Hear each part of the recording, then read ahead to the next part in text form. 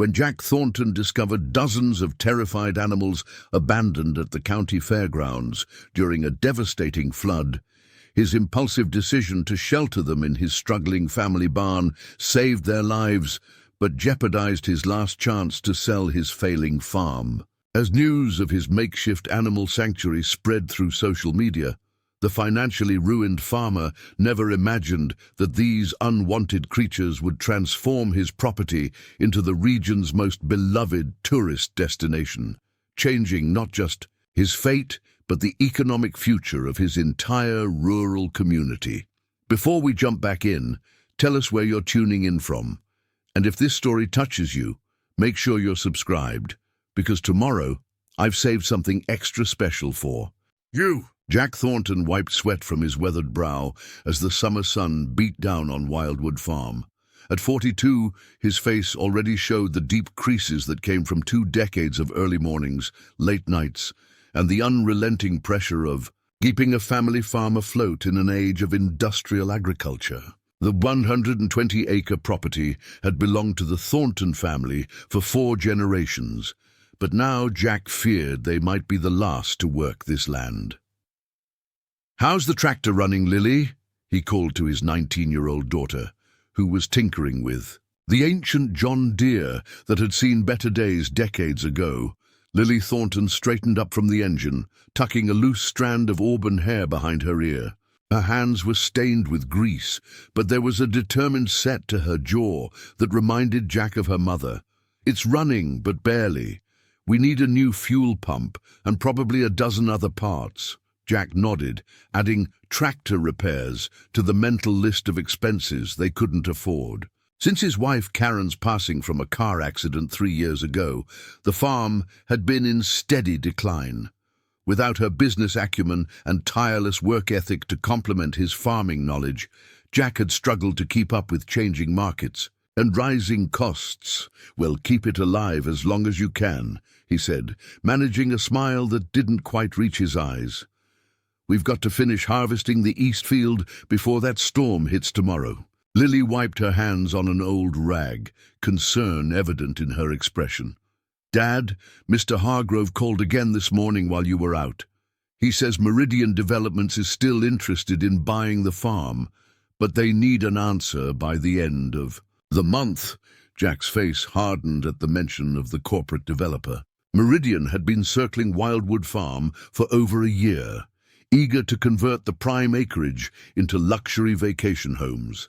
Their latest offer was substantial, enough to pay off their mounting debts and give Jack and Lily a fresh start elsewhere. But selling meant surrendering the land his great-grandfather had homesteaded, where generations of Thorntons had lived and died.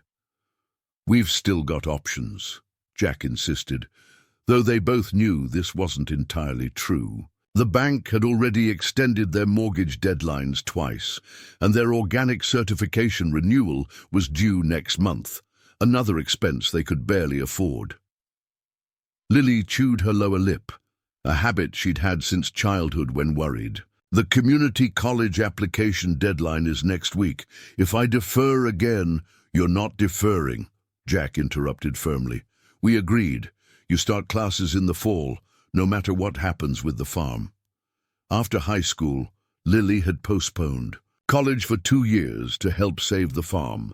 Her dreams of studying veterinary science temporarily shelved for the family's needs. Jack had promised Karen before she died that their daughter would get her education, and he intended to keep that promise even if it meant selling Wildwood. "Let's just see what this harvest brings in," he added more gently. "The farmer's market crowd has been good this summer. Maybe we can negotiate another extension with the bank." They both knew it was wishful thinking. Their organic vegetables were excellent quality, but couldn't compete with the pricing of large operations. The farm-to-table restaurant that had been their biggest customer had closed during the pandemic and never reopened. Each month, they fell a little further behind. As they worked through the afternoon, the familiar rhythm of farm life was punctuated by the distant rumble of thunder. The Weather Service had issued warnings about the approaching storm system, potentially the worst to hit Pleasant Valley County in decades. Flash flood watches were already in effect for the lowlands near the river. Better secure everything. In the barn, Jack said, eyeing the darkening western sky. Forecast says we could get 6 inches of rain in the next 24 hours. The barn, a stately red structure that had once housed dozens of dairy cows in Wildwood's more prosperous days, now stood mostly empty. They kept a few chickens for eggs, 2 elderly horses that had belonged to Karen, and a small workshop where Jack repaired equipment. The cavernous space echoed with the ghosts of busier times. After dinner, Jack sat at the kitchen table reviewing their finances while Lily washed dishes.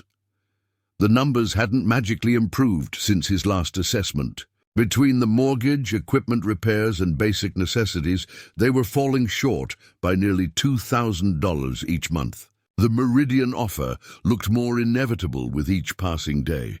"Dad, look at this," Lily called, her attention caught by something on the small television they kept in the kitchen. Jack turned to see emergency news coverage of the county fairgrounds, where the annual summer livestock exhibition was underway.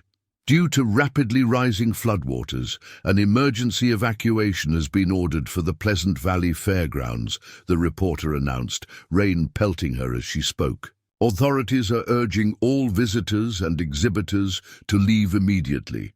Large animal transports are limited, and county officials are prioritizing commercial livestock. Some smaller exhibits and personal animals may need to remain until additional resources arrive, though that could be well after the worst flooding occurs. The camera panned to show panicked activity, people loading horses and cattle into trailers, while cages of rabbits, goats, and various exotic animals sat seemingly abandoned as their owners fled. "That's terrible," Lily said, genuine distress in her voice. As a lifelong animal lover who'd once dreamed of becoming a veterinarian, the sight clearly bothered her. "What's going to happen to all those animals?" Jack shook his head grimly. "County's overwhelmed. They'll do what they can, but..." The unfinished sentence hung in the air. They both knew what happened when resources were stretched thin, priorities were set, and tough decisions made.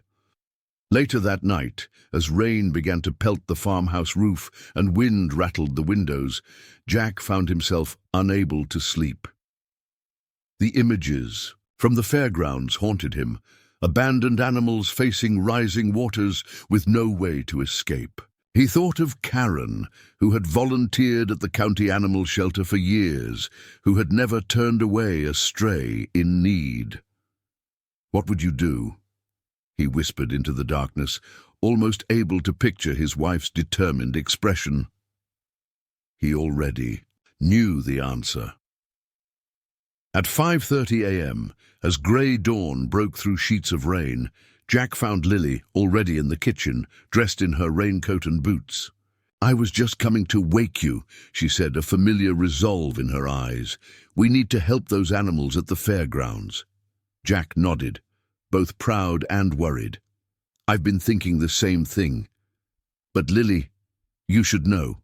Bringing animals here could complicate selling to Meridian. Their contract specifically mentioned vacant farm buildings at closing. "So we won't be picture-perfect for the corporate folks," Lily challenged. "Does that matter more than living with ourselves?" In that moment, Jack saw Karen so clearly in his daughter that it took his breath away. Without another word, he grabbed his keys and raincoat. Some decisions transcended financial calculations. This was one of them. Neither Jack nor Lily could have imagined that this pre-dawn decision, made from simple compassion rather than strategy, would completely rewrite the future of Wildwood. Farm in ways no business plan could have envisioned. Part of the drive to the fairgrounds was treacherous. Rain hammered against the windshield of Jack's old pickup truck, and twice they had to detour around flooded sections of road. The county emergency management system blared alerts through the radio, warning residents to seek higher ground as the Pleasant River threatened to breach its banks in multiple locations. "Dad, look," Lily pointed as they approached the fairgrounds, her voice tight with concern. The scene was worse than they had imagined. Floodwaters had already reached the outer pavilions, and emergency vehicles with flashing lights dotted the parking area. A few desperate people were still loading animals into trailers, but it was clear that many had been left behind. From the truck, they could see cages and pens where rabbits, goats, and exotic birds huddled, their enclosures increasingly surrounded by rising water. "County Sheriff over there," Jack nodded toward a harried-looking officer directing traffic. He pulled alongside and rolled down his window, rain immediately soaking his sleeve. "Officer, we've come to help with the animals. We have a farm with a large barn about 20 minutes from here on higher ground." The sheriff, Deputy Collins, according to his nameplate, looked at them with a mixture of relief and exhaustion. "Thank God someone's thinking about them. We've been trying to coordinate with animal control, but they're swamped with emergency. Calls all over the county. You sure you can take some of these creatures?" "As many as we can fit," Jack confirmed, though a voice in the back of his mind reminded him of the Meridian contract sitting unsigned on his desk at home. Deputy Collins directed them to the exhibition hall, where most of the smaller animals had been consolidated. Inside, the scene was chaotic, but not yet desperate. A few fairground volunteers were attempting to move cages to tables and platforms as water began seeping under the doors. "Jack Thornton," he introduced himself to a woman who appeared to be coordinating efforts. "We have transport and shelter available. What's most urgent?" The woman, Rita Mendez, according to her volunteer badge, looked like she might cry with relief. "Bless you.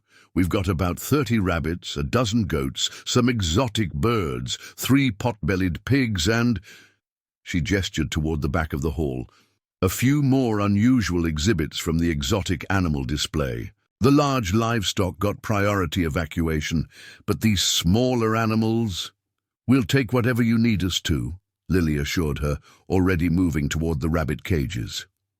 For the next 2 hours, they worked alongside the dwindling number of volunteers, loading animals into carriers and cages, then carefully arranging them in the covered bed of Jack's truck. Each trip required careful navigation through increasingly flooded roads, Jack's knuckles white on the steering wheel as they transported terrified animals to the relative safety of Wildwood's barn.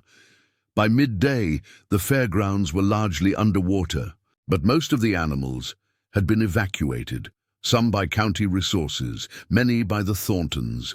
Their barn, once echoing with emptiness, now hummed with the sounds of diverse creatures settling into hastily arranged quarters.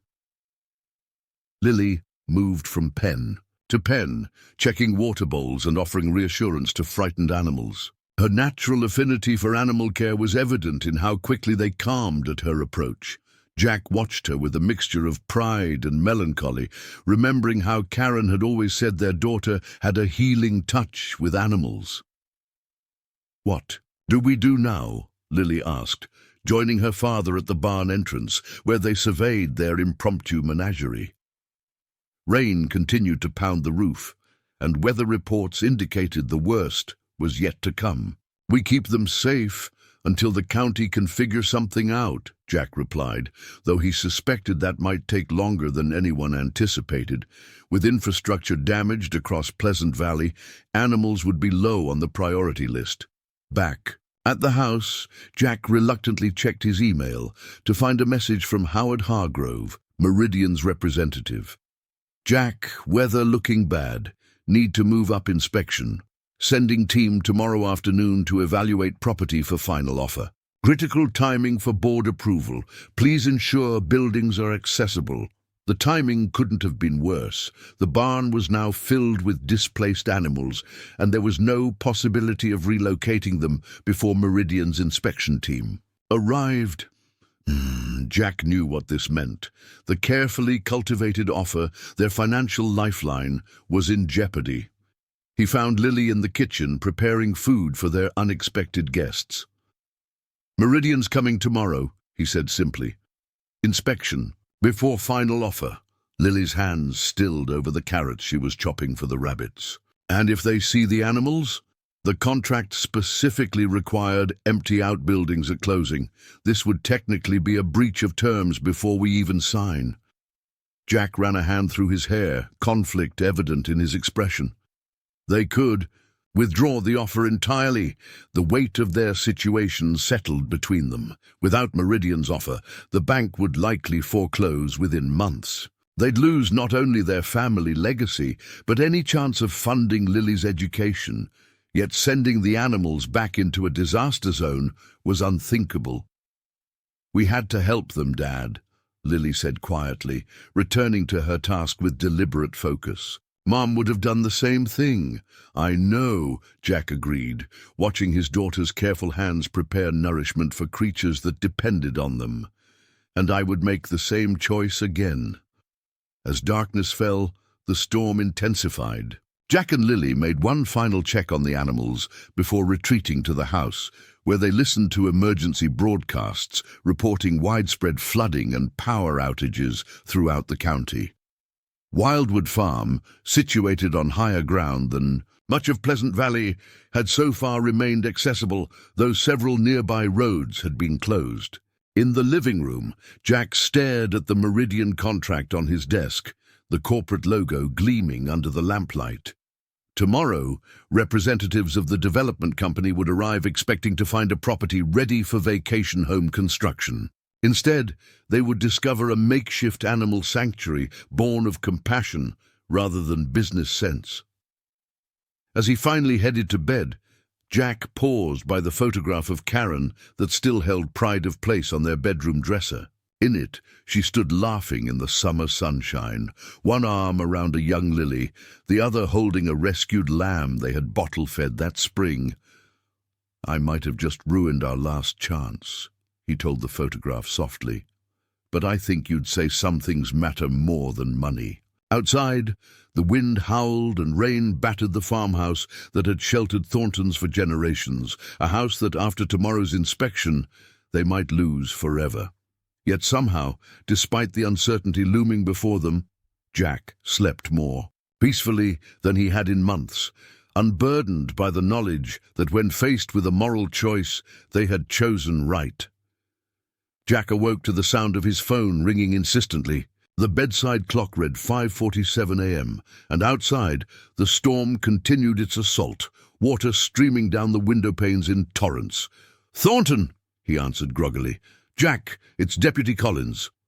The sheriff's voice was nearly drowned out by background noise that sounded like rushing water and emergency sirens. The situation's deteriorated overnight. Pleasant River breached the levee near Miller's Crossing. We're evacuating everything within 3 miles of the riverbank. Jack sat up, immediately alert. "We're about 5 miles out. Should we be concerned?" "You're on higher ground, so your property should be safe," Collins replied. "But I'm calling about something else. County Emergency Management has commandeered all available resources for human evacuation. Those animals you took yesterday, we can't send anyone to relocate them anytime soon. Might be days, maybe longer. Though not unexpected, the news still landed heavily. "We'll manage," Jack assured him, though uncertainty gnawed at his stomach. "How bad is it out there?" "Worst flooding in 50 years, Collins said grimly. "Downtowns, underwater, evacuation centers are filling up. Listen, I've got to go, but I wanted you to know the situation with the animals." "You're doing a good thing, Thornton." The call ended, leaving Jack staring at the rain-lashed window. A temporary shelter for a few days had just become an indefinite commitment. Downstairs, he found Lily already dressed and preparing to head to the barn. "Deputy Collins called," he told her. "County's overwhelmed. The animals will be with us for the foreseeable future." Lily nodded, unsurprised. "I figured as much when I saw the news. The rivers crested at record levels." She handed him a mug of coffee. "I checked the barn at 4. Everyone's okay, but the exotic bird cages needed covering. It's getting drafty with the wind." "Meridian's team is still planning to come at 2, Jack reminded her, watching her expression carefully. "Then we have until 2 to figure something out," Lily replied with determined pragmatism. The morning passed in a blur of activity. The storm's intensity had frightened many of the animals, requiring constant attention and reassurance. The goats seemed to be developing a respiratory infection, and Lily had called her friend Miguel, a veterinary assistant, for advice on treatment. Jack reinforced the barn doors against the wind and checked the property for storm damage, finding several downed tree limbs, but nothing catastrophic. Around 11, as they were distributing feed, Jack's phone rang again. It was Howard Hargrove from Meridian Developments. "Jack, we've got a situation," Hargrove began without preamble. "Two of our inspection team members are stuck in Riverton. Roads are closed. We're postponing most site visits, but the board is particularly interested in your property for phase 1 of the development. I'm still planning to come with our lead architect. We'll just be a bit delayed, probably around 4 instead of 2. That work for you?" Jack hesitated, possibilities racing through his mind. A delay meant more time to prepare, perhaps to make the situation look less chaotic. But it didn't solve the fundamental problem. "Howard, I should tell you, we've taken in some animals from the fairgrounds. Emergency situation. They're in the barn temporarily." The silence on the other end stretched uncomfortably before Hargrove responded. "How temporary are we talking?" "County's overwhelmed. Could be several days." Jack decided honesty was the only viable approach. "I know the contract stipulates empty buildings, but this was an emergency. These animals would have drowned." Another pause. "Jack, I appreciate the humanitarian or animal-itarian gesture, but this complicates things. The board is specifically interested in immediate conversion potential of the outbuildings for the clubhouse facilities." "I understand," Jack said, resignation settling in his chest. "If you need to cancel—" "No, let's still do the inspection," Hargrove cut in. "I'll explain the situation to the architect. Just try to make it look as temporary as possible, all right?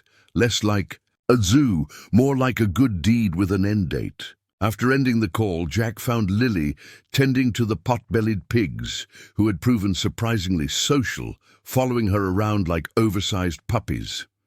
"Meridian's still coming, but delayed until 4, he informed her. "Hargrove knows about the animals." "And?" Lily prompted, scratching behind one pig's ears. "He's not thrilled, but they still want to inspect. Says to make it look temporary." Lily glanced around the barn, now thoroughly transformed into a makeshift animal shelter with hay bales partitioning different species, water troughs positioned strategically, and handwritten care instructions taped to posts. "Not sure how we do that," she said doubtfully. Jack was about to respond when a loud crash from outside interrupted them. They rushed to the barn entrance to find a massive oak tree had fallen across the main driveway, effectively blocking vehicle access to the farm. "That's going to be a problem," Jack muttered, rain soaking him as he assessed the situation. The ancient oak had finally surrendered to the storm's relentless force, its massive trunk and limbs creating a formidable barrier. No way Hargrove's getting past that without heavy equipment. As they stood contemplating this new complication, another sound rose above the storm. A vehicle laboring up the muddy farm access road that circumvented the main drive. Moments later, a battered news van with the logo of KVPY, the local television station, came into view. What in the world? Jack wondered aloud as the van parked and a woman emerged, clutching a raincoat over her head as she dashed toward them. "Mr. Thornton? Lily?" she called above the rain. "Megan Chen, KVPY News. Deputy Collins told us about what you're doing for the fairground animals. We're covering storm heroes for the evening broadcast. Mind if we film your rescue operation?" Jack and Lily exchanged bewildered glances. Media attention was the last thing they needed with the Meridian inspection looming. Yet before Jack could formulate a polite refusal, Lily stepped forward. "Of course you can," she said, guiding the reporter toward the barn entrance. "The animals need all the attention they can get. There are dozens more still needing help across the county." Jack watched, conflicted, as Lily led the reporter and her cameraman, who had now emerged from the van, into the barn. His daughter's compassion was admirable, but her timing was problematic at best. Now, not only would Hargrove see their impromptu animal sanctuary, but so would the entire viewing area of KVPY News. Inside, Megan Chen's professional demeanor gave way to genuine emotion as she took in the scope of the Thorntons' efforts. "This is incredible," she breathed, as the cameraman began filming. "How many animals are you sheltering?" "Around 50 at last count," Lily replied, leading them through the carefully organized chaos. Rabbits, goats, exotic birds, pot-bellied, and pigs, a few reptiles from the exotic exhibit, and some others we're still identifying. We're just providing basic care until the county can relocate them properly. For the next 45 minutes, the reporter interviewed both Thorntons, capturing footage of the animals and the makeshift systems they had created for feeding and care. Jack found himself explaining their emergency response while carefully avoiding any mention of the pending sale or Meridian's impending visit. "And you did all this knowing it might jeopardize your own situation?" Megan asked, her reporter's instinct. Sensing a deeper story, Jack hesitated, but Lily jumped in. "We did it because it was right," she said simply. "My mom always taught us that kindness matters more than convenience. These animals had nowhere else to go." The raw sincerity in his daughter's voice struck Jack powerfully. It was exactly what Karen would have said, what she had demonstrated through her actions throughout their marriage. After the news crew departed, promising their story would air on the evening broadcast, Jack checked his watch anxiously. It was almost 3 o'clock. Hargrove would be arriving in about an hour, assuming he could navigate around the fallen oak. "We should try to clear that tree," he told Lily, though they both knew their equipment was inadequate for moving such a massive obstacle. They made the attempt anyway, Jack's chainsaw proving pitifully small against the oak's thick trunk. After 30 minutes of minimal progress, Jack's phone rang again. It was Hargrove. "Jack, we're about 20 minutes out. GPS shows we should take County Road 8. "Actually, there's been a development," Jack explained. "A tree's down across the main entrance. You'll need to use the back access road off Miller Lane. It's not on GPS, but I can guide you." After providing directions, Jack returned to find Lily distributing medication to the sick goat with respiratory issues. Miguel had dropped off antibiotics earlier, braving the storm to help his friend. "Hargrove will be here soon," Jack informed her. "Maybe you should stay with the animals while I handle the inspection." Lily shook her head firmly. "This farm belongs to both of us. I'm part of whatever happens next." Jack recognized the set of her jaw, identical to her mother's. When Karen had made up her mind about something, there would be no changing it. They stood together at the side entrance to welcome the Meridian representatives, rain having finally diminished to a steady drizzle. Howard Hargrove emerged from a luxury SUV, dress shoes immediately sinking into the mud despite his careful steps. Behind him came a woman in her 40s, professionally dressed, but similarly unprepared for farm conditions. Jack, Lily, Hargrove greeted them with forced cheerfulness. "This is Diane Foster, our lead architect for the Pleasant Valley project." Handshakes were exchanged, and Jack noticed both visitors casting curious glances toward the barn, where animal sounds were clearly audible even from outside. "Let's start with the house and fields," Jack suggested, hoping to delay the inevitable confrontation over the barn's new inhabitants. The inspection proceeded awkwardly, with Hargrove and Foster discussing potential home sites and amenities while carefully stepping around muddy patches. Foster took photographs and measurements, occasionally consulting her tablet where development plans were already drafted. Jack and Lily answered questions mechanically, both acutely aware that the true crisis point lay ahead. Finally, there was no avoiding it any longer. "I believe we should see the barn and outbuildings now," Foster prompted. The initial plans call for converting the main barn into a clubhouse and spa facility. Jack led them toward the barn, exchanging a resigned glance with Lily. As I mentioned on the phone, Howard, we've taken in some animals temporarily from the fairgrounds, just until the county can relocate them. Yes, you mentioned that, Hargrove replied neutrally, though his expression suggested he was preparing for disappointment. Nothing could have prepared them for Hargrove and Foster's reaction. When the barn doors opened to reveal the full extent of the Thornton's rescue operation, even since the news crew had left, several more animals had arrived. A local family evacuating had brought their 2 alpacas, unable to transport them further, and Miguel had delivered 3 injured raccoons found near the river. Foster's mouth literally dropped open, while Hargrove's expression cycled through shock, disbelief, and then carefully controlled dismay. "This is quite an undertaking," he managed finally. "We couldn't let them drown," Lily said simply, moving to calm one of the birds that had begun squawking at the presence of strangers. Jack watched the Meridian representatives exchange glances, a silent communication that clearly spelled disaster for the sale. He felt oddly detached from the moment, as if watching from a distance as his financial salvation slipped away. The inspection concluded in uncomfortable silence. Foster took a few perfunctory photographs of the barn interior, while carefully avoiding stepping in anything organic, her designer boots already showing signs of distress from the farm conditions. Hargrove maintained a professional demeanor, though his tight smile revealed his disappointment. "Well, I think we've seen what we need to see," he announced finally, checking his watch with exaggerated interest. "We should get back before the roads worsen again." Jack nodded, resigned to what would come next. "I appreciate you making the trip out despite the weather, Howard. Ms. Foster." As they walked back toward the Meridian SUV, Hargrove held back slightly, letting Foster move ahead, before speaking quietly to Jack. "This complicates things, Jack, significantly.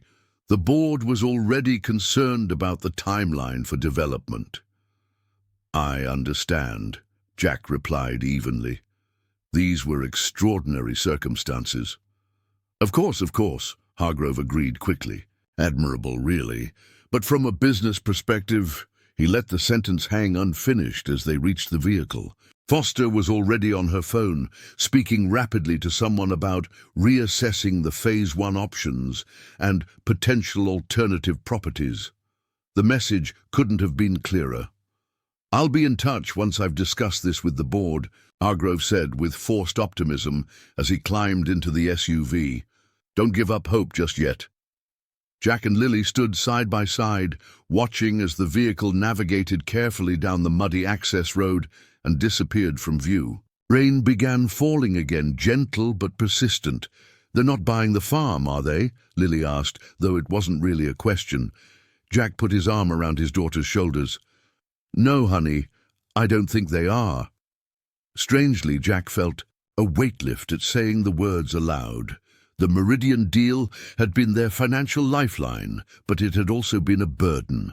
The constant pressure of pending decisions, the knowledge that saying yes meant surrendering their family legacy, the guilt of feeling like he was failing Karen's memory by giving up. "I'm sorry, Dad," Lily said, leaning into his embrace. "I know how much we needed that money." "We'll figure something out," Jack replied, surprising himself with how much he meant it. "Right now, we have animals that need our attention." They returned to the barn, where the evening feeding ritual awaited.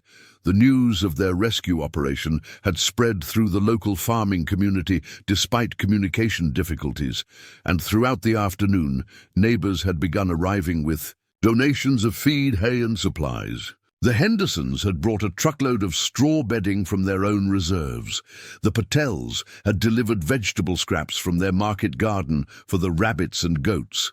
Even old Mr. Gunderson, who had feuded with Jack's father over property. Lines for decades had stopped by with mineral blocks for the livestock. As they worked, Jack's phone rang again. He was half expecting Hargrove with the official cancellation, but instead found Deputy Collins on the line. "Thornton, you're not going to believe this," the officer began, sounding both exhausted and amused. "Your animal rescue operation has gone viral. The KVPY story got picked up by regional networks, and now people are calling the station asking how they can help." Jack glanced at Lily, who was carefully medicating the sick goat. "We're just doing what anyone would do." "Apparently, not everyone would," Collins replied. "Listen, I know we promised county resources for relocating these animals, but honestly, it's going to be weeks before we can address it. The damage is catastrophic throughout the valley. Are you able to continue sheltering them a while longer?"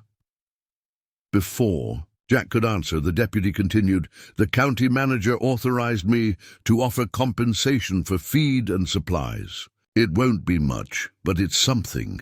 And the Fair Board is meeting tomorrow to discuss emergency funding for animal care." Jack absorbed this unexpected development. "We'll keep them as long as needed, Deputy. Don't worry about that." After ending the call, he filled Lily in on this new development. "Sounds like we're becoming an official emergency shelter," he concluded. "That's good, right?" Lily asked, hope cautiously entering her voice. "At least we'll have some help with expenses." Jack nodded, though he knew the modest emergency funds would barely offset their costs, much less address their larger financial problems. Without the Meridian deal, foreclosure loomed within months, yet he couldn't bring himself to regret their decision. As evening fell, they continued working side by side, the familiar rhythm of care providing comfort amid uncertainty. Jack noticed how naturally Lily moved among the animals, her innate understanding of their needs reminiscent of how Karen had been with any creature in distress. "You know, your mother would be so proud of you," Jack said as they finished the evening feeding. "She always said you had healing hands." Lily smiled, though her eyes glistened with unshed tears. "I miss her every day. Especially at moments like this, she would have known exactly what to do for everyone. She would have turned this barn into the most organized rescue operation the county had ever seen," Jack agreed, smiling at the memory of his wife's efficient compassion. Color-coded feeding charts, custom bedding for each species, probably a newsletter for supporters. They both laughed, the shared memory bringing Karen's presence closer somehow. In the 3 years since her death, they had rarely spoken about her this way, with joy rather than grief. Something about their current crisis had opened that door. "Dad," Lily said as they walked back to the house through the lingering drizzle, "I've been thinking, what if we don't try to find another buyer?" Jack glanced at her curiously. "We still need to address the financial situation, honey." "I know, but—" Lily hesitated, then plunged ahead. "What if we tried something different with the farm, something Mum would have loved?" "Like what?" "Like this," Lily gestured back toward the barn. "An animal sanctuary, not just temporarily, but permanently." Jack stopped walking, staring at his daughter. "A sanctuary? How would that generate income?" "People care about these animals. Look how many have already donated supplies. There are grants for wildlife rehabilitation, educational programs." Lily's words tumbled out faster as her excitement grew. "We could host school visits, offer volunteer opportunities. The barns and fields we're not actively farming could be converted for different species." The idea was so unexpected, so radically different from all their previous discussions about Wildwood's future, that Jack found himself momentarily speechless. Yet there was something compelling about the vision Lily was painting. A way to honor Karen's memory while preserving the land and creating something meaningful. "It's a beautiful dream," he said finally, "but the practical side, I know it wouldn't be easy," Lily acknowledged, "but neither is giving up our home, and I'd rather fight for something we believe in than surrender to foreclosure without trying." Jack studied his daughter's face in the fading light, seeing determination and hope where there had been resignation only hours earlier. The Meridian deal had always been a surrender of sorts, a pragmatic but painful capitulation to financial reality. What Lily was proposing was different. It was a fight, yes, but also a transformation, turning necessity into purpose. "Your mother would say we're crazy," he said finally, a smile tugging at his lips, "and then she'd start making lists of what we needed to do first." Lily's eyes widened. "Are you saying yes?" "I'm saying let's think about it," Jack tempered, the responsible parent in him, unwilling to commit without consideration. "Tomorrow we'll sit down and work through the practical aspects. If, and that's a big if, we can create a viable plan, we'll give it serious consideration." Lily threw her arms around him, her enthusiasm infectious. "Thank you, Dad. I've already got so many ideas. Miguel's mom works for a non-profit. She could help us with the paperwork for grants. And my friend Taylor is a web designer. She could build us a website to attract donors." "Whoa, slow down," Jack laughed, holding up his hands. "First step is assessing if this is even financially possible. Let's not get ahead of ourselves." But as they continued toward the house, Jack found himself infected by Lily's excitement. For the first time since Karen's death, he felt a spark of genuine passion for Wildwood's future, not just preservation, but transformation. The farm had always been about providing crops, income, stability. What if it could become about protecting and nurturing instead? After dinner, as Lily researched animal sanctuaries on her laptop, scribbling notes and calling out questions, Jack found himself drawn to Karen's old home office. Untouched since her death, the small room still held her collection of veterinary reference books, nature guides, and the detailed farm records she had meticulously maintained. On the bulletin board above her desk, faded newspaper clippings and photographs documented the community projects she had championed: the county animal shelter renovation, the wildlife corridor preservation effort, the therapeutic riding program for disabled children. Karen had always seen Wildwood not just as their livelihood, but as a resource for the broader community. Among her papers, Jack found a file labeled Future Projects. Inside were sketches and notes for initiatives she had dreamed of implementing: an educational garden for school children, a rehabilitation space for injured wildlife, a visitors center highlighting sustainable agriculture. Dreams she had never had the chance to realize. Jack sat heavily in Karen's chair, the folder open before him. Had she somehow foreseen what Wildwood might become? Or was this simply the universe's way of bringing her vision to life through circumstances no one could have predicted? Either way, the coincidence, if that's what it was, felt significant. As a practical farmer, Jack had always been skeptical of signs and portents. But sitting in his late wife's office, surrounded by evidence of her compassionate vision, while their barn housed dozens of rescued animals, it was difficult not to feel that they were being guided towards something important. His phone buzzed, with a text from Miguel. "Watching you guys on KVPY News right now. You're famous. P.S. Goat should get second dose of meds at 9 p.m. Jack switched on the small television in the corner of the office, tuning to the local news. There they were, Wildwood Farm, transformed into an emergency animal sanctuary, with Lily earnestly explaining their rescue efforts and Jack demonstrating the feeding systems they had improvised. The reporter's voiceover was surprisingly moving. "In the midst of devastating floods, the Thornton family has transformed their historic farm into a haven for animals who would otherwise have perished. It's a powerful reminder that in our darkest hours, individual acts of compassion can light the way forward." The piece concluded with information about how viewers could donate supplies or volunteer, directing them to a hastily created social media page that Jack hadn't even known existed. Comments were already flowing in, offers of assistance, praise for their efforts, questions about specific animals' needs. As the broadcast moved on to other storm coverage, Jack sat in Karen's chair, possibilities swirling in his mind. The sanctuary idea still seemed like a wild gamble compared to the certain financial relief the Meridian deal would have provided. Yet for the first time in years, he felt aligned with something greater than mere survival. "Dad?"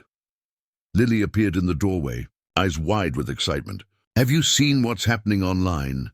The news story about us has thousands of shares already. People are asking how they can help, where they can donate." Jack looked at his daughter, her mother's compassion and his own determination combined. In a young woman now coming into her own vision for the future, in that moment, facing the most significant financial crisis of his life, Jack Thornton made the decision that would ultimately transform not just Wildwood Farm, but the entire Pleasant Valley community. "All right," he said quietly. "Let's do it. Let's turn Wildwood into a sanctuary." The joy that illuminated Lily's face in that moment erased any lingering doubts. Whatever challenges lay ahead, and there would be many, they would face them together, guided by a purpose that honored both their past and their future. 3 weeks after the flood, Wildwood Farm bore little resemblance to the struggling agricultural operation it had been before the storm. The once empty dairy barn now housed an eclectic collection of animals, many still from the original fairground rescue, others brought by county animal services or community members displaced by the disaster. Handwritten signs had been replaced, with printed care instructions, feeding schedules, and medication charts. The haphazard partitions had evolved into proper enclosures, built with donated materials and volunteer labor. Jack surveyed the transformation with a mixture of pride and anxiety. They had accomplished so much in so little time, driven by Lily's boundless enthusiasm and the unexpected outpouring of community support. Yet their financial reality remained precarious at best. "Morning, Jack," called Dennis Whitaker, a retired carpenter who had been volunteering his skills almost daily. "Finishing up those rabbit hutches today should double our capacity for the small critters." Jack nodded his thanks, marveling at how quickly their impromptu rescue operation had attracted dedicated supporters. After the initial news coverage, a steady stream of volunteers had found their way to Wildwood, bringing skills, supplies, and a shared commitment to the animals' welfare. "We got another donation through the website," Lily announced, joining her father with her ever-present clipboard. At Miguel's suggestion, she had started tracking everything meticulously: donations, expenses, volunteer hours, animal care needs. "Mrs. Abernathy from the Garden Club sent $500 specifically for the bird sanctuary expansion." "That's generous," Jack acknowledged, "but we're still running a significant deficit overall." The reality of their situation remained stark. The modest emergency funds from the county had covered immediate feed costs, and donations were steadily trickling in, but they fell far short of addressing Wildwood's existing mortgage debt. The bank had granted a 60-day forbearance due to the disaster declaration, but that clock was ticking rapidly. "Miguel's mom is coming this afternoon to help us with the 501c3 application," Lily reminded him. "Once we have official non-profit status, we can apply for those foundation grants we researched." Jack nodded, though they both knew the timeline for such funding was months longer than their financial runway. The sanctuary transformation had given them purpose, but not security. Each day brought new animal care challenges alongside mounting financial pressure. "Let's finish the morning feeding," he suggested, pushing these worries aside temporarily. The school group arrives at 11. This was another of Lily's innovations: educational tours for local schools, introducing children to the animals while teaching about wildlife conservation and animal care. The suggested donation of $5 per student brought in modest revenue, but more importantly, It was creating a base of community engagement that might sustain them long term.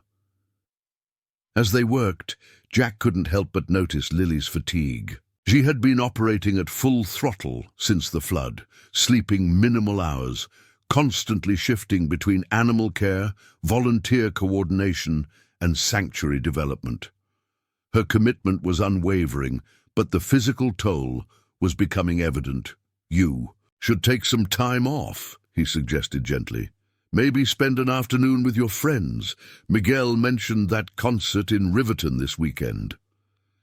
Lily shook her head, not even looking up from measuring feed portions. "Too much to do here, and Miguel understands. He's volunteering extra hours himself." Her dedication was admirable, but concerning.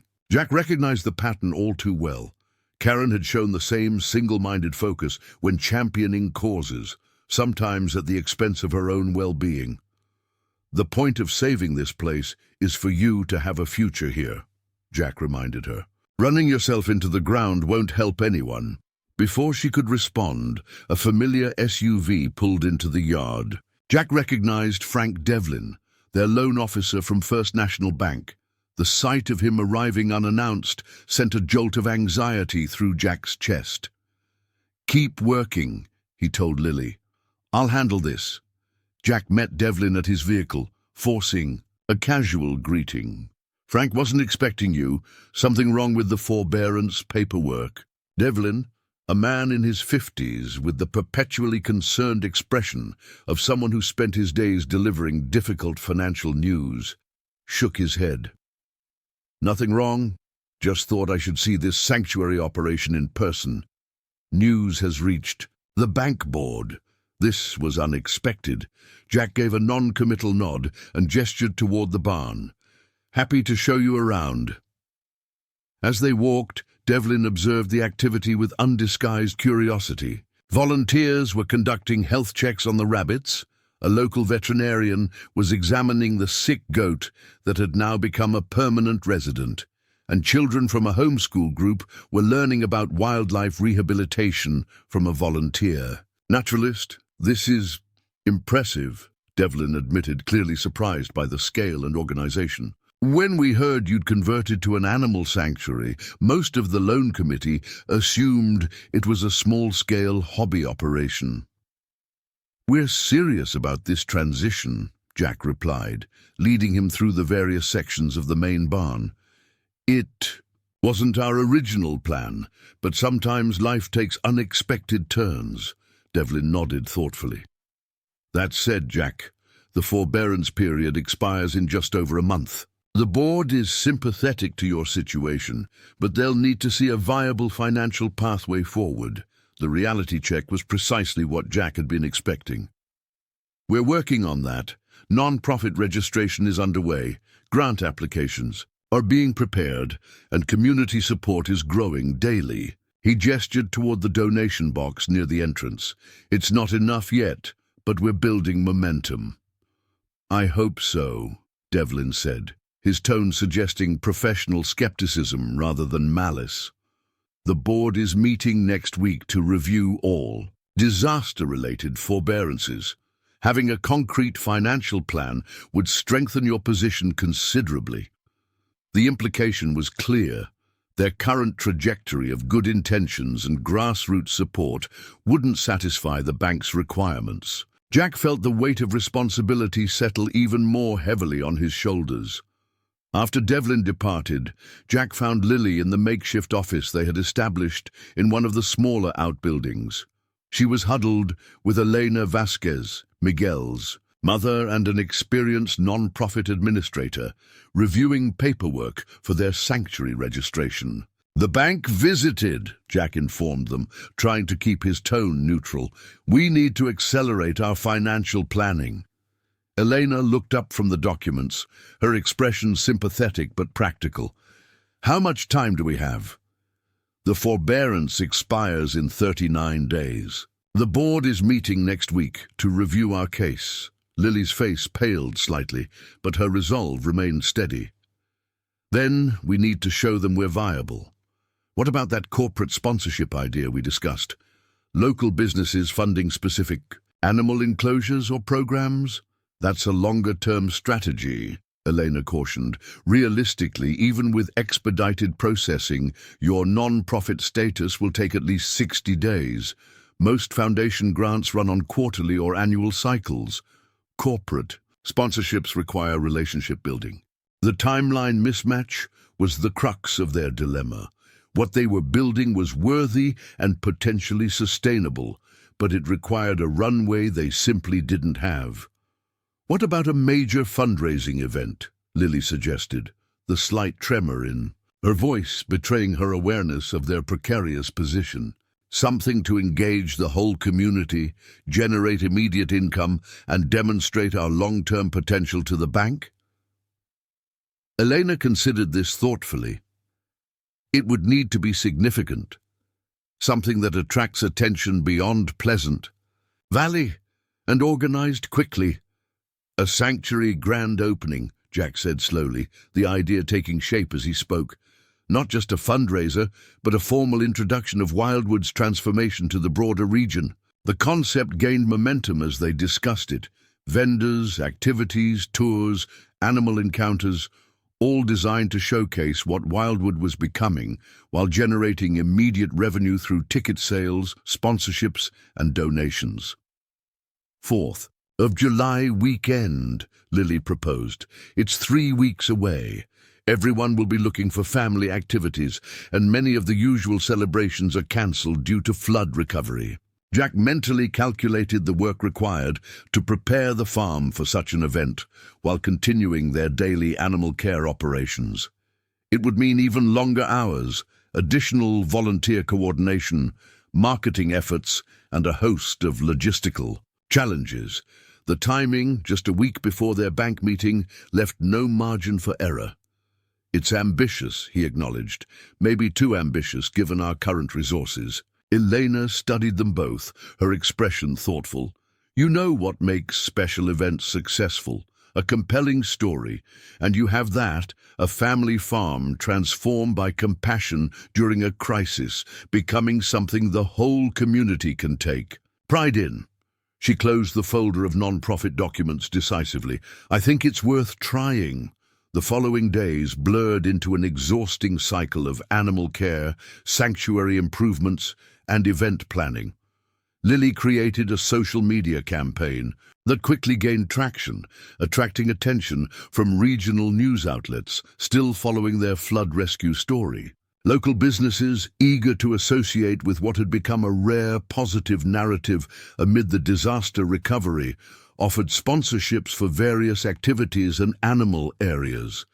Jack focused on the practical logistics, parking arrangements, facility preparations, safety considerations, while trying to maintain their regular operations. Every available space was being maximized, every resource stretched to its limit. The pressure took its toll. One evening, nearly a week into their preparations, Jack found Lily in the barn long after midnight, slumped against hay bales, tears streaming silently down her face. "Hey," he said softly, sitting beside her. "What's going on?" "What if this doesn't work?" she whispered, her voice raw with exhaustion and fear. "What if we lose everything? The animals would have nowhere to go. You'd lose the farm. It would all be my fault for pushing this crazy idea." Jack put his arm around her shoulders, pulling her close. "First, it's not a crazy idea. It's the right idea at the wrong time, maybe, but we're making it work. The bank doesn't think so. Mr. Devlin made that pretty clear." "Banks deal in certainties," Jack replied. "We're offering something different. Possibility. And whether this works exactly as we hope or not, I'm proud of what we're building here." Lily wiped her eyes with the back of her hand. "Mum would have known how to make this work. Your mother would have done exactly what you're doing," Jack corrected gently. "Followed her heart, worked until she dropped, and refused to give up, when conventional wisdom said she should. The difference is, she had me to remind her to rest occasionally. So consider this me doing my job." He stood, offering his hand. "Come on. The animals will still be here in the morning. You need sleep." Reluctantly, Lily allowed herself to be led from the barn. though Jack noticed her casting a final glance back at their charges before closing the door. Their challenges multiplied as the grand opening approached. 2 days before the event, their main generator failed, threatening refrigeration for medical supplies and operation of critical equipment. The repair cost, $200 they didn't have, further strained their precarious budget. That same afternoon, the county health department arrived for an unexpected inspection, citing regulations about public gatherings and animal facilities. While the inspector was generally sympathetic, she presented a list of required modifications that would need to be completed before the event could proceed. Jack worked through the night with volunteers to address the compliance issues, installing additional hand-washing stations, modifying animal encounter areas, and improving signage. The generator was temporarily replaced with a loaner from a supportive local construction company, another debt of gratitude they had accumulated. By the eve of the grand opening, Wildwood Farm had been transformed yet again. Colorful banners welcomed visitors to the Wildwood Farm Animal Sanctuary. Parking areas had been marked out in the south field. A stage for presentations stood ready near the main barn. Vendors had begun setting up booths selling everything, from food to wildlife-themed artwork, with a percentage of proceeds pledged to the sanctuary fund. Jack and Lily stood together at dusk, surveying what they had accomplished. Despite the exhaustion etched on both their faces, there was undeniable pride in their expressions. "Whatever happens tomorrow," Jack said quietly, "we did this. We took a crisis and created something meaningful." Lily nodded, leaning against her father's shoulder. "Mom would love it." "She would," Jack agreed, his throat tightening with emotion. "She always saw Wildwood as something more than just a farm. I think maybe we're finally catching up to her vision. The weight of tomorrow's stakes hung unspoken between them. The event needed to generate significant funds to demonstrate viability to the bank. More than that, it needed to establish Wildwood Sanctuary as a community institution worthy of ongoing support.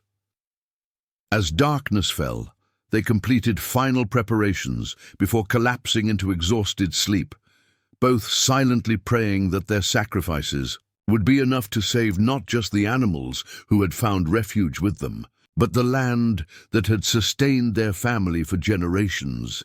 Jack awoke at dawn on the day of the grand opening, his body stiff from weeks of overexertion, but his mind immediately alert with the long checklist of final preparations. He dressed quickly and headed downstairs, surprised to find Lily already in the kitchen, fresh coffee brewing and a stack of volunteer schedules spread across the table. "Couldn't sleep," she explained simply, sliding a mug toward him. "Too much adrenaline." Through the window, Jack could see the first volunteers already arriving, headlights cutting through the early morning mist that clung to the fields.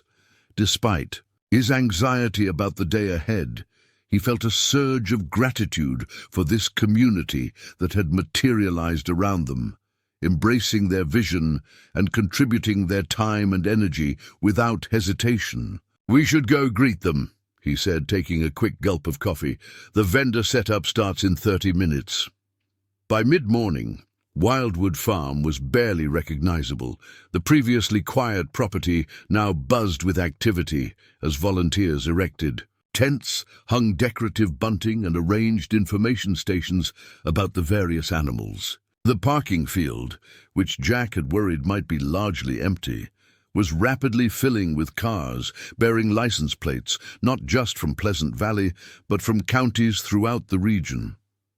"I've never seen anything like this," Miguel said, joining Jack near the entrance where he was directing traffic. "There must be 200 people here already, and we don't officially open for another hour." Jack nodded, equally amazed by the turnout. "The social media campaign worked better than we expected. Lily said people were sharing the event page." "All night," Miguel grinned. "Speaking of Lily, have you seen her latest surprise? She's in the north barn." Curious, Jack made his way through the growing crowd to the smaller barn they had only partially renovated. Inside, he found Lily working alongside several of her friends from the community college, setting up what appeared to be a professional photography studio. "What's all this?" he asked, taking in the backdrop, lighting equipment and donation. "Table at the entrance." Lily turned, her face alight with excitement, despite the dark circles under her eyes. "Portrait fundraiser. Taylor's photography professor volunteered his equipment. People can make a donation and get professional photos taken with the ambassador animals." Ambassador animals? Lily gestured to where Miguel's sister Ana was carefully handling a calm barn owl perched on a gloved hand. Nearby, the friendliest of their rescue goats was being groomed, while one of the rehabilitated raccoons observed from a secure enclosure. The healthiest, most socialized animals who can safely interact with the public, Lily explained. Dr. Morales from the vet school selected them and trained several volunteer handlers. We're hoping to raise at least $3,000 just from the portrait sessions. Jack stared at his daughter in amazement. When had she arranged all this? The level of organization and forethought demonstrated a maturity and leadership he hadn't fully appreciated until this moment. "This is incredible, Lily," he said simply. At a loss for more adequate words, she shrugged, though he could see how much his approval meant to her. "Just trying to make this work." Her expression became more serious.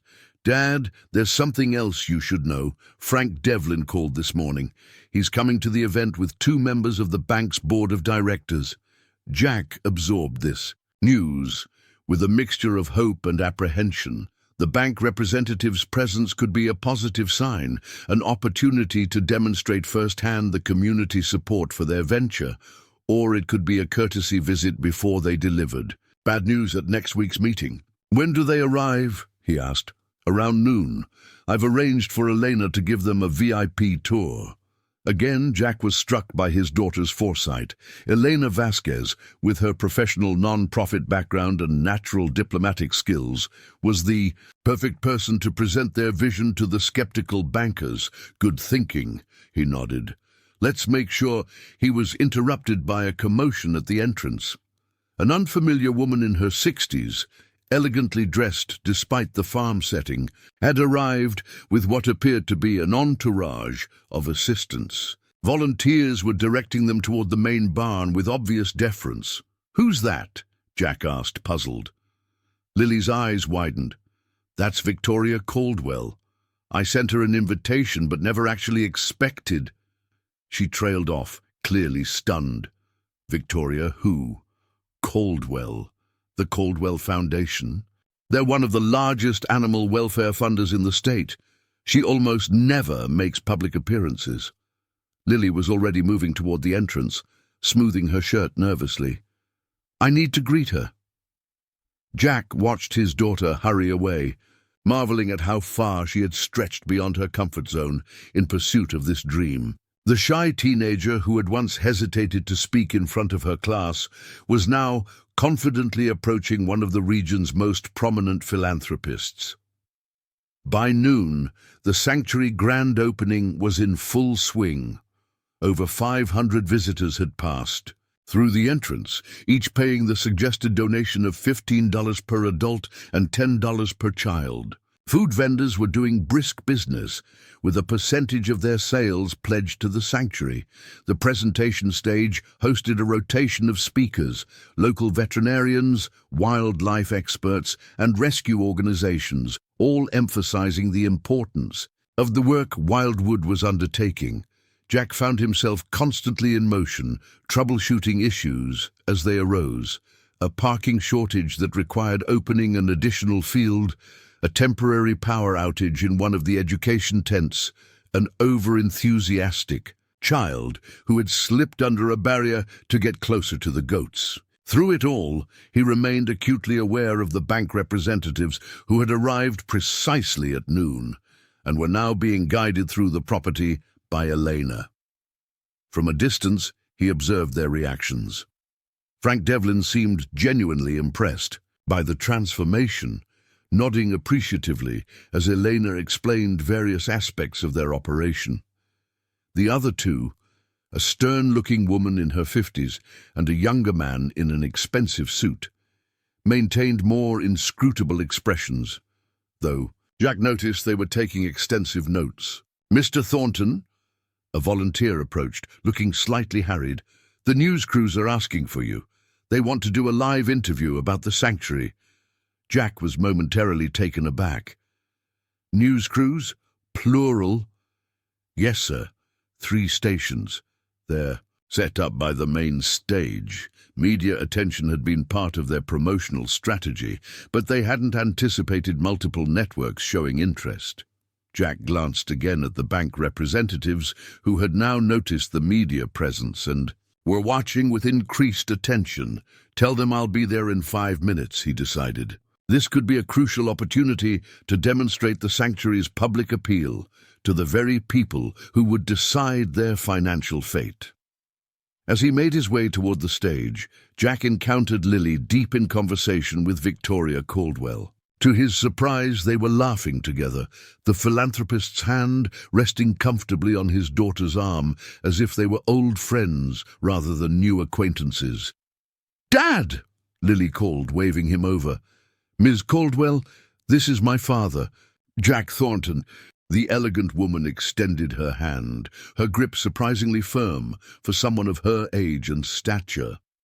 "Mr. Thornton, your daughter has been telling me about your vision for Wildwood. I must say, I'm impressed by what you've accomplished in such a short time." Jack accepted the compliment with a nod, unsure how to respond to someone of Caldwell's stature. "It's been a community effort. We're just providing the space."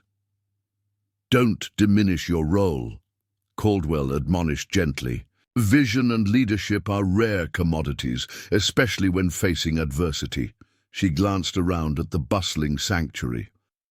"You know, I've funded dozens of animal welfare initiatives over the years, but rarely have I seen one with such immediate community impact." Jack exchanged a hopeful glance with Lily. Was the influential philanthropist suggesting what they thought she was?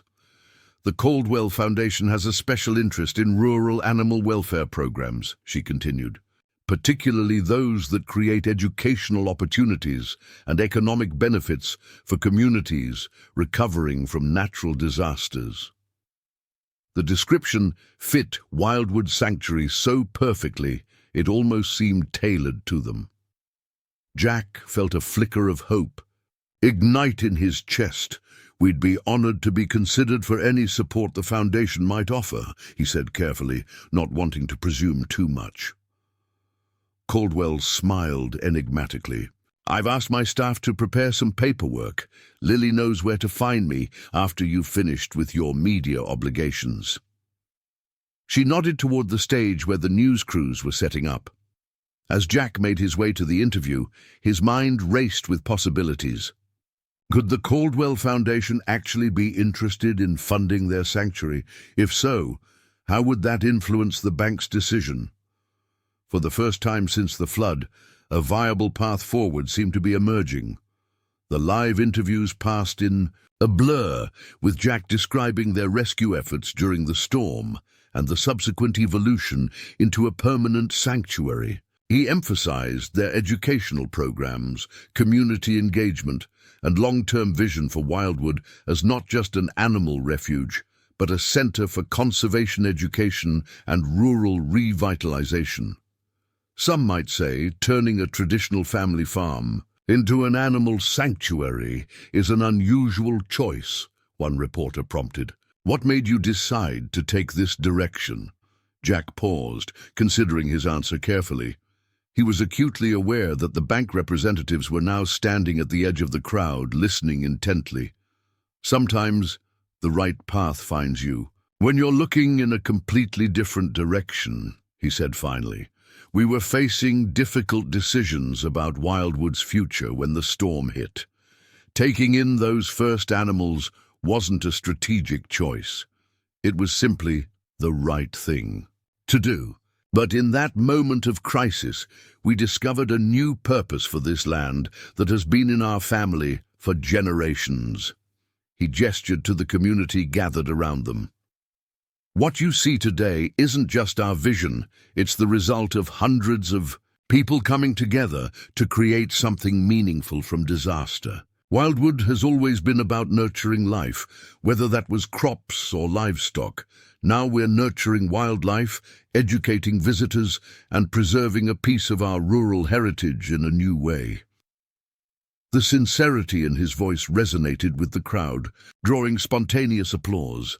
As Jack stepped away from the microphones, he found Frank Devlin approaching, hand extended. "Impressive turnout," the banker commented, surveying the crowd still streaming through the entrance, "and quite a compelling vision you articulated there."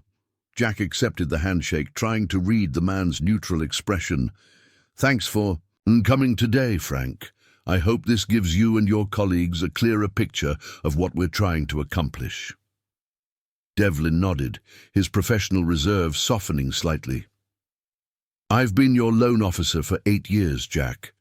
Seen you through drought years, market downturns, and personal tragedy. Never thought I'd see Wildwood become an animal sanctuary, but—" He glanced around at the thriving activity. "It suits the place somehow." It was perhaps the closest thing to an endorsement Jack could expect from the cautious banker. Before he could respond, he noticed Lily waving urgently from near the main barn, where she stood with Victoria Caldwell and what appeared to be the banking board members. "Excuse me," he said to Devlin, "I think I'm needed over there." As Jack approached the group, he could sense a shift in the atmosphere, a certain energy that hadn't been present in his previous interactions with the bank representatives. Victoria Caldwell was speaking animatedly, gesturing toward various areas of the sanctuary, while the bank board members listened with evident interest. "Ah, here he is," Caldwell said as Jack joined them. "Mr. Thornton, I was just explaining to these folks about the Caldwell Foundation's Community Resilience Initiative. We provide matching grants to projects that demonstrate innovative approaches to community recovery after natural disasters." Jack glanced at Lily, who was practically vibrating with suppressed excitement. "Ms. Caldwell has offered us a $100,000 matching grant," she explained, her voice carefully controlled, but her eyes shining. "If we can raise an equal amount from the community within 6 months." The figure was staggering. Far more than they had dared hope for, and precisely the kind of financial foundation they needed to establish the sanctuary's viability. Jack struggled to find words appropriate to the moment. "That's extraordinarily generous," he managed finally. Caldwell waved away his thanks. "It's strategic philanthropy, Mr. Thornton. What you're building here aligns perfectly with our mission. Rural communities need new economic models that preserve their character while creating sustainable futures. Your sanctuary could become a template for others." She turned to the bank representatives. "I understand Wildwood has some immediate financial considerations to address. Perhaps knowing about our commitment might factor into your deliberations?" The message was diplomatic but clear. The Caldwell Foundation believed in Wildwood's future, and they were backing that belief with substantial funding. The question now was whether the bank would recognize the opportunity and provide the bridge financing needed until the grant materialized. The stern-looking woman from the bank board stepped forward. "Ms. Caldwell's endorsement certainly carries weight," she acknowledged. "And the community support evident today is impressive. Mr. Thornton, we'd like to continue this discussion more formally next week, but I believe we can find a pathway forward that accommodates your transition period." It wasn't an outright commitment, but the change in tone was unmistakable. What had seemed an almost hopeless financial situation that morning now held genuine promise. Jack felt a wave of emotion, relief, gratitude, vindication that threatened to overwhelm his carefully maintained composure.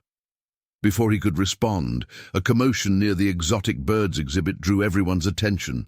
A peacock, One of the more flamboyant rescue animals from the fairgrounds had somehow escaped its enclosure and was now parading majestically through the crowd, its magnificent tail feathers fully displayed as visitors scrambled for photos.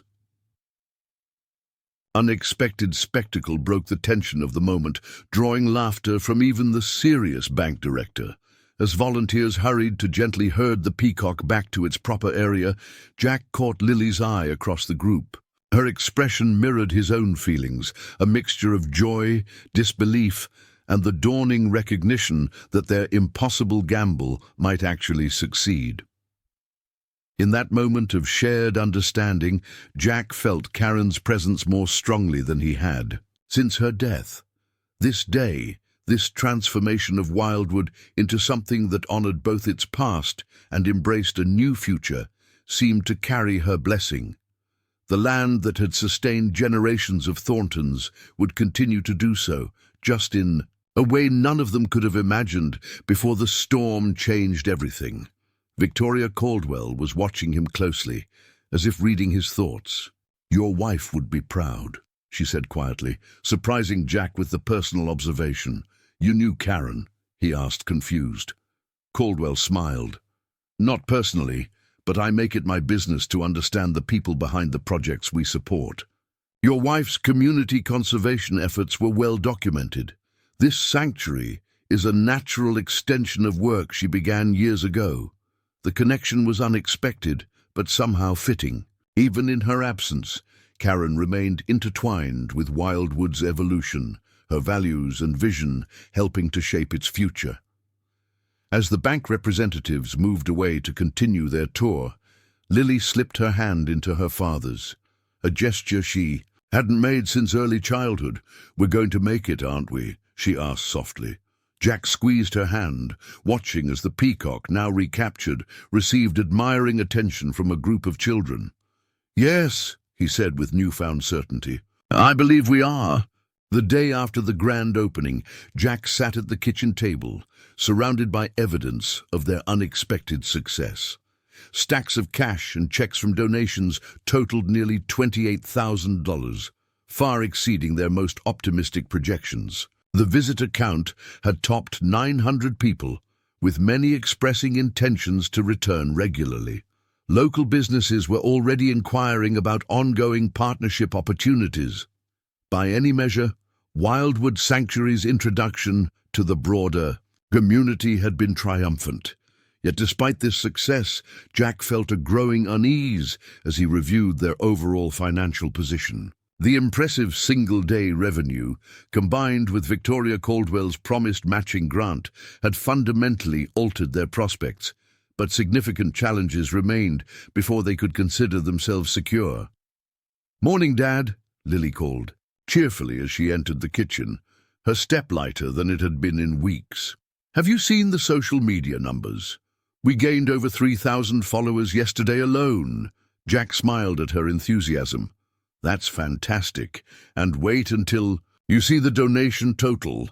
He gestured to the neat stacks on the table. "Nearly 30,000 when you include the online contributions." Lily's eyes widened as she sank into a chair.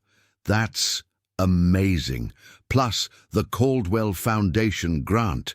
We're actually going to make this work." "It's definitely a game changer."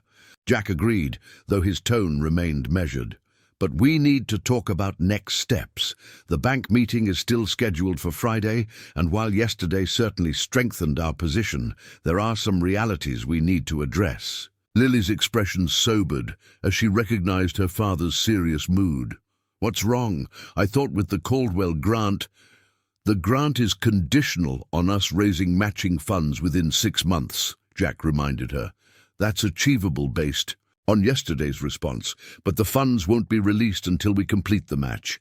Meanwhile, we still have immediate obligations."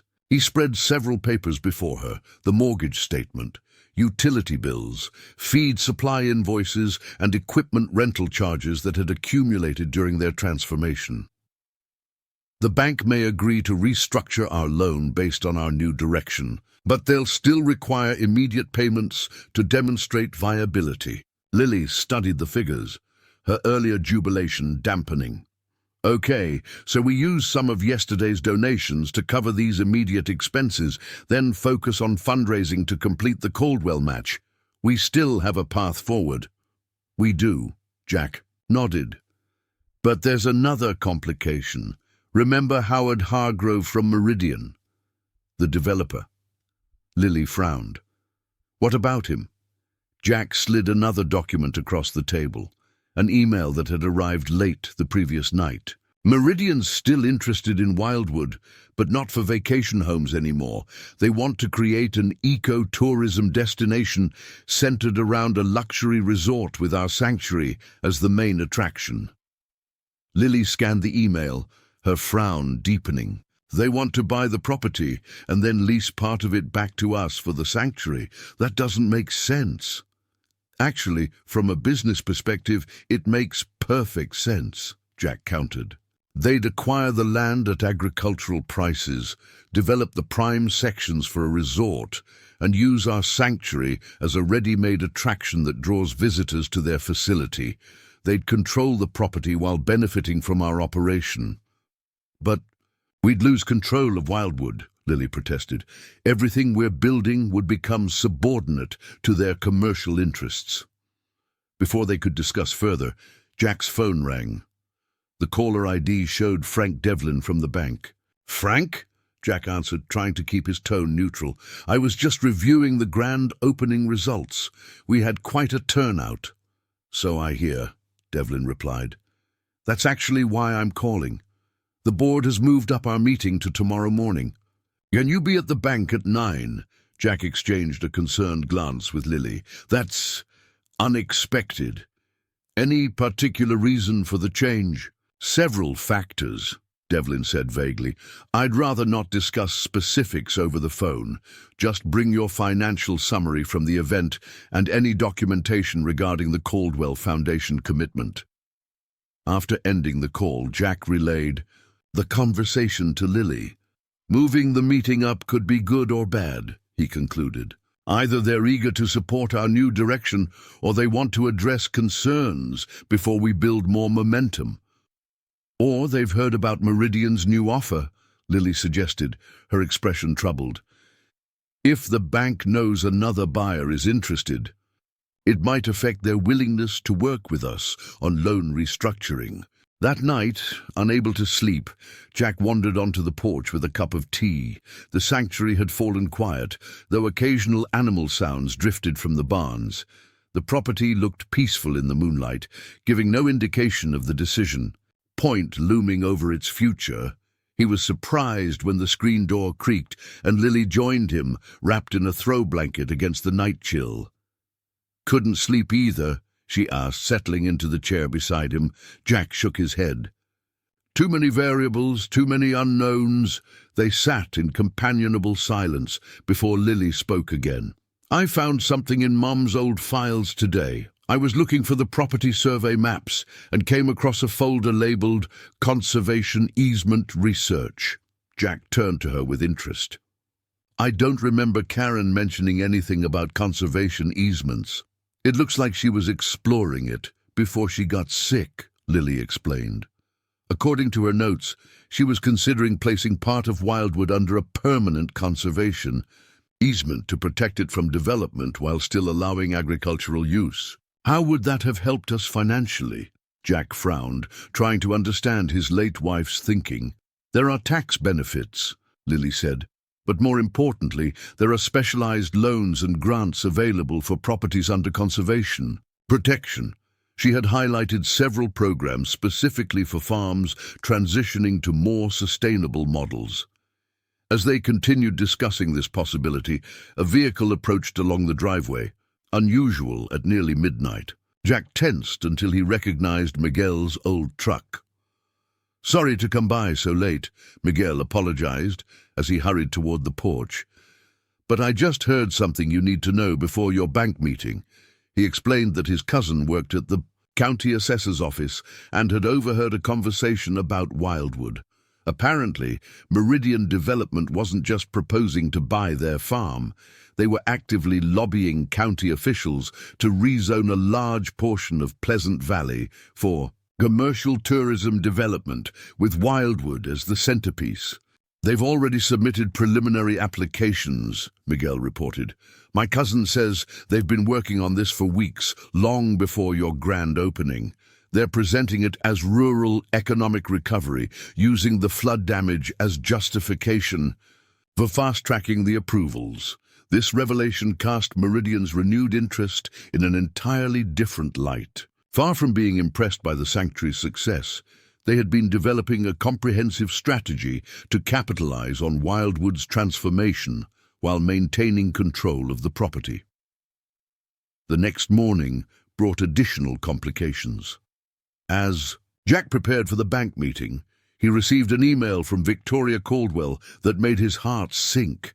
The Caldwell Foundation Board had raised questions about the matching grant in light of potential commercial development interests in the sanctuary property. They were requesting immediate clarification of Wildwood's long-term ownership structure before proceeding with the grant agreement. As Jack and Lily drove to the bank, the peaceful glow of the grand opening success had been completely overshadowed by these mounting complications. Their vision for Wildwood Sanctuary, born from crisis, nurtured through sacrifice and validated by community support, now faced its greatest test, not from financial limitations, but from its own unexpected appeal to commercial interests. When they arrived at First National Bank, they were surprised to find not just the bank board waiting in the conference room, but Howard Hargrove from Meridian Development as well. The stakes had just been raised significantly. "Thank you for accommodating our schedule change," Frank Devlin began formally. "As you can see, Mr. Hargrove has joined us at the board's invitation, given Meridian's renewed interest in your property." Eleanor Wilson, the senior bank director, leaned forward. "Let's be direct. We have two distinct paths before us regarding Wildwood Farm, and constraints require us to reach a conclusion today." She gestured toward Hargrove. "Meridian Development has presented a comprehensive offer that would clear all existing debt on the property and provide operating capital for your animal sanctuary as a featured attraction within their eco-tourism resort." Turning to Jack and Lily, she continued, "Alternatively, based on your sanctuary's demonstrated community support and the conditional commitment from the Caldwell Foundation, the bank could restructure your existing loan while you develop your independent non-profit organization." The stark presentation of their options hung in the air. Jack glanced at Lily, whose face reflected the same understanding of what was truly at stake. Not just financial terms, but the fundamental character and purpose of what they were building. "Before we proceed," Jack said carefully, "I'd like to clarify something. Is the bank aware of Meridian's applications for commercial rezoning of the Pleasant Valley Agricultural District, including Wildwood Farm?" A flicker of surprise crossed Eleanor Wilson's face, while Hargrove shifted uncomfortably in his seat. The question had clearly caught them off guard. "I'm not sure how that's relevant," Hargrove interjected quickly. "It's relevant," Jack continued steadily, "because it fundamentally changes the valuation of the property. If approved, this rezoning would significantly increase Wildwood's market value, potentially making Meridian's current offer substantially below future market rate." Eleanor Wilson's expression sharpened with interest. "Mr. Devlin, were you aware of these rezoning applications?" "Only in general terms," Devlin admitted. "The details weren't made available to us." Jack seized the opening. "We believe the bank deserves full transparency on all factors affecting this decision." He turned to Hargrove. "Howard, would you confirm whether Meridian began pursuing rezoning approval before or after our sanctuary's grand opening?" Cornered, Hargrove attempted to maintain his composure. "Our interest in the region's economic development has been ongoing. The success of your event simply demonstrated the potential public appeal of the concept." "In other words," Lily interjected, speaking for the first time, "you saw the community response to our sanctuary and recognized its value as an attraction for your resort. a value you're now trying to acquire before the rezoning increases the property's worth. Jack opened his folder and distributed copies of the business plan they had finalized in the early morning hours. We're proposing a structured loan modification that transitions to traditional non-profit financing as we achieve operational sustainability. He highlighted key elements of their plan: the Caldwell Foundation matching grant, projected visitor revenue based on their successful opening, educational programs, and community partnerships already in formation. Most importantly, he concluded, we've initiated the process of placing 70% of Wildwood under a conservation easement that would protect it from development while maintaining agricultural and sanctuary uses. Hargrove's expression darkened at this revelation. A conservation easement would make commercial development impossible. You can't unilaterally restrict the property while still under bank financing. Actually, Lily countered, sliding forward documentation they had prepared, we've already received preliminary approval from the State Conservation Trust based on Wildwood's historical significance and ecological value.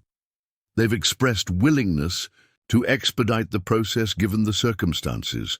Eleanor Wilson reviewed the materials thoughtfully. This conservation approach presents both limitations and opportunities. The property would no longer be available for high-density development, but it would qualify for specialized conservation funding streams. She turned to Hargrove.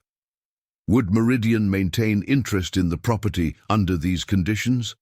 The developer's frustration was evident as he recognized his carefully crafted plan unraveling. Our proposal is contingent on flexible land use options. A conservation easement would fundamentally alter the economic model we've presented. After 30 minutes of further discussion and financial analysis, Eleanor Wilson called for a brief recess. When they returned to the conference room, they found only the bank representatives present. Hargrove had departed. Meridian has withdrawn their offer, Eleanor Wilson informed them without preamble. Mr. Hargrove expressed that the conservation easement complication made the project unworkable for their investors. Jack and Lily exchanged glances, relief mingling with renewed anxiety about the bank's decision. As for the bank's position, Wilson continued, we've decided to approve your loan modification request with certain performance benchmarks relating to the Caldwell funding and visitor revenue targets. She slid a document across the table. This preliminary agreement outlines terms that protect both the bank's investment and your sanctuary's development. You've demonstrated commitment, community support, and thoughtful planning, all qualities that make for sustainable clients. Jack felt a wave of emotion as he realized what they had accomplished.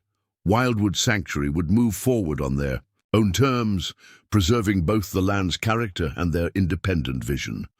1 year later, the anniversary celebration of Wildwood Farm Animal Sanctuary drew over 2,000 visitors from across 3 states. The property, now officially protected under a conservation easement, had evolved dramatically over 12 months. New habitat. Enclosures housed over 100 permanent animal residents. Educational programs operated at capacity, with school groups booked months in advance. The visitor center, previously the farm's old equipment barn, displayed photos documenting their journey from crisis to transformation. As Jack watched Lily leading a tour group of fascinated children through the butterfly garden created in Karen's memory, he reflected on how their desperate act of compassion during a storm had blossomed into something beyond imagination. Victoria Caldwell, who had become a regular visitor and mentor, joined him on the observation deck. "You know," she said thoughtfully, "most success stories in conservation begin with someone simply doing the right thing at a critical moment, then having the courage to see it through." Jack nodded, watching as a rescued peacock, the same one that had escaped during their first event, proudly displayed his feathers for delighted visitors. "I think Karen knew all along what this place could become," he replied. "The rest of us just needed a storm to help us see it." In the distance, a tour bus pulled into the newly expanded parking area, bringing another group of visitors eager to experience the sanctuary that had become a regional landmark and inspiration. What had begun as a simple act of kindness during a crisis had transformed not just Wildwood Farm, but the entire community's relationship with the animals who shared their world. The success of Wildwood Sanctuary had inspired 3 neighboring counties to develop similar rescue operations, creating a network of safe havens for animals in need. Lily's innovative educational programs had been recognized with a state award for environmental education, and she was now pursuing her long-delayed veterinary studies while continuing to develop the sanctuary. As Jack greeted the arriving visitors, he couldn't help but remember that stormy night when they had made the decision that changed everything, choosing compassion over convenience, purpose over profit.